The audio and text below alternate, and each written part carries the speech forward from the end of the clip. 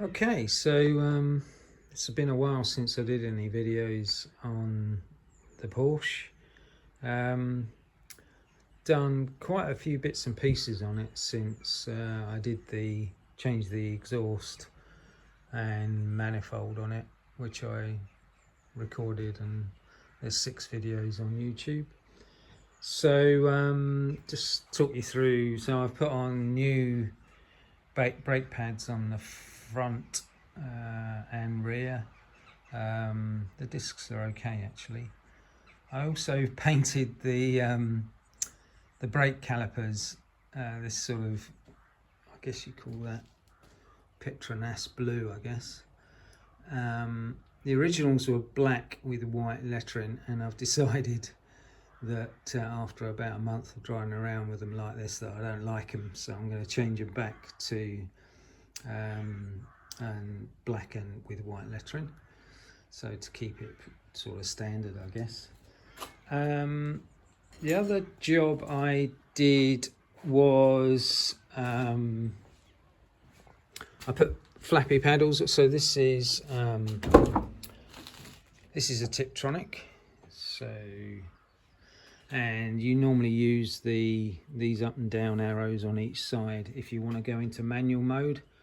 So there's basically a manual mode that you flip the stick over to, and then you use these buttons. But I found them really awkward to use, so I've installed these flappy paddles on each side.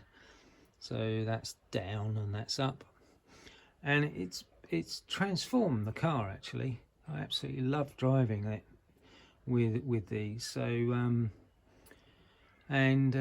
you know, you get a much more, it gives it much more of a modern feel. So that's that. So the job I'm gonna do now is to change the lower control arms, or coffin arms as they're called. So the problem I've got is that I've got a sort of squeak and creaking noise that only happens after I've been driving it a long time and all the rubbers have warmed up. So originally I thought it was the anti-roll bar, so I took the anti-roll bar off and changed the rubbers on that, but it wasn't that. I mean, the anti-roll bar was in a hell of a state and the rubbers were completely gone, but it wasn't that was causing the noise, because as soon as I drove it any distance, the creaking started again. So then I took time to try and isolate what part of the suspension that it was, because forums were saying that it could be the suspension struts where they bolt onto the body. So basically I started by spraying silicone on different components, and when I sprayed them on the components for the lower control arms, hey presto, the creaking went away. So I've bought new lower control arms to fit those. So interestingly, this car, it had sort of a complete front suspension overhaul by the last owner. So the control arms were changed. Well, there's certainly an invoice for it. They were changed, and the drop links, and also the I can't remember the name of them now, but the other links to the that control the front suspension. And and that was done about 10,000 miles ago, so it seems a bit odd now that they've gone again. But I did read that if you fit them, if you torque them up and the car's still in the air with no and the wheels are hanging, it can cause that problem. And over time you get, because the rubbers are under stress or unnecessary stress from not being fitted right. So so my next challenge was, buying control arms. So I've actually bought 4, because I was going to change the back ones as well. So from this company here called Max Speeding Rods. So these are on eBay.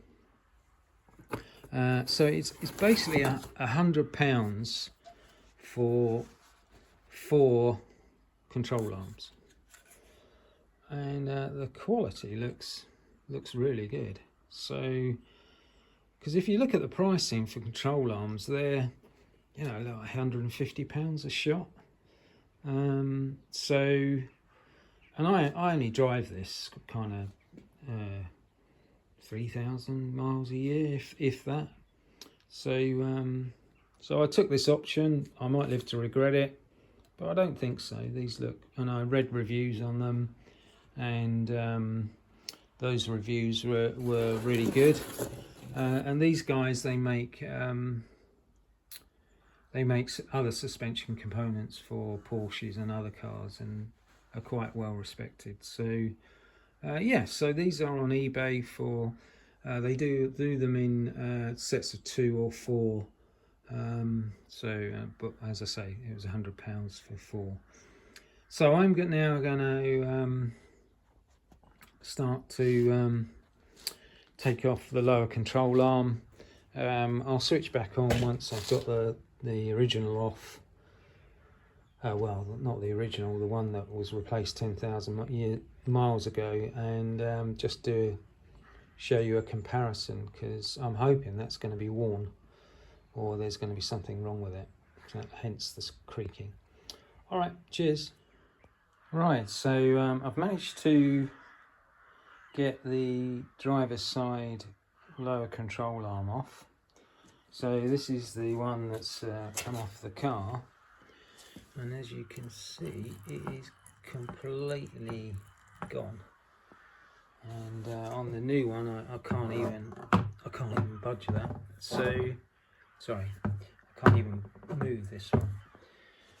So in terms of the Max Speeding rods, and then what any differences, I can't see any. So I don't know what. I imagine these were OEM fitted to the car. But the mystery on this is that this was done in 2016, and the car's literally done about 5,000 miles since then. So a bit mystified as to why this has failed. So all I can think is maybe it was put on wrongly, that the suspension, because basically you have to put the suspension under stress before you load the suspension, I should say, before you torque it down. So that's all I can think, really. Oh, sorry, you're getting a view of my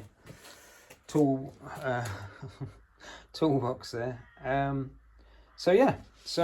Pleased with that. So it's nothing worse of doing a job and then you take it off and there's nothing wrong with it, but obviously clearly this is in a right mess. So pleased I didn't do any videoing of actually taking the lower control arm off, because there's plenty of really good ones on YouTube. I just followed one, and it's a step by step, and it's a pretty easy job.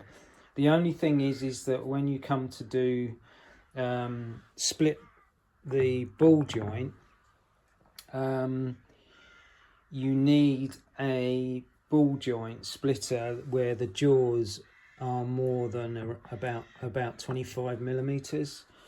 So that's the only thing I would say on that. But other than that, pretty straightforward job. And the rest of my control arms look okay, and so do the drop links. So I'm just going to fit the lower control arms. All right, cheers. So I just completed the first drive after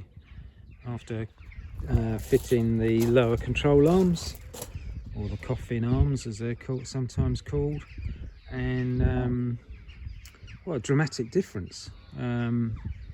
So previously I had a slight sort of shake on the steering at speed, so that's now gone away. And also at speed, the car used to sort of be jittery over bumps, and generally speaking the steering wasn't that direct, but now that's all gone away. And yeah, it's really solid. Steering feels really solid, and it's much better to drive at speed, and cornering is more direct, so, and the steering's more direct. So yeah, can't yeah, it was a really important change, so I'm really pleased that I did it. And as you saw from the previous video, the old ones were completely done for on the driver's side. I also, whilst the wheels were off, I've also repainted my calipers and taken them back to the original gloss black with white lettering, so I think that they look a lot better. Yeah, so we're just really pleased with the work that's done. I'm just these tyres are nearing the end of their life, so I've got some more Continentals on order, so those are going to hopefully be fitted in the next couple of weeks, and that's really it, hopefully, for the time being. Those are all the major jobs done. And then in a couple of weeks' time, we're going to Le Mans Classic, so we've got a long drive in it. So, and that was why I was trying to get the suspension all done. I did take a look at the rear suspension, because obviously I bought a set of 4 lower control arms, so I was going to do the rears, but the bolts that hold the control arms to the chassis were completely rusted solid, and I couldn't get them off. So that's going to be a job for another day. But the rear is not noisy at all. And I've fitted new engine mounts, so that's kind of stiffened things up at the rear. So yeah, I think that's it for the time being. All right, thanks a lot. Bye bye.